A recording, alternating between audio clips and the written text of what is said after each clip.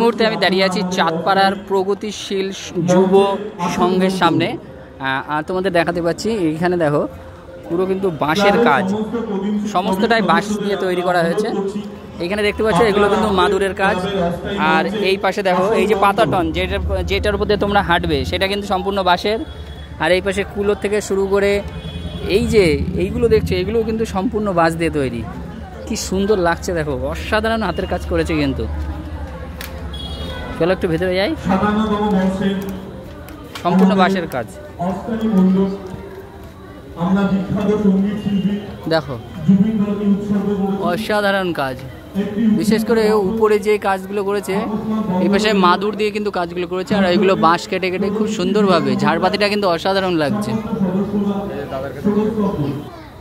তো দাদা এইবার আপনাদের আকর্ষণটা কি? আমাদের এবার বিশেষ আকর্ষণ হচ্ছে আমরা প্রাকৃতিক জিনিস দিয়ে এই পুজো মণ্ডপটি পুরো তৈরি হয়েছে। বাঁশের কাজ আছে, হোগলা পাতা আছে, শাল পাতার কাজ আছে।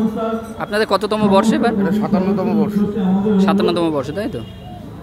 তো বন্ধুরা তোমাদেরকে আমি দেখাতে পারলাম কিন্তু 57তম বর্ষে দাদাদের অসাধারণ কাজ করেছে। প্যান্ডেলটায় পুরো বাঁশ দিয়ে কিন্তু কাজ করেছে। প্রতিমাটা কিন্তু প্রায় রেডির পথে। এই দেখো এখন একটু রঙের কাজ চলছে, একদম রেডির পথে প্রতিমা।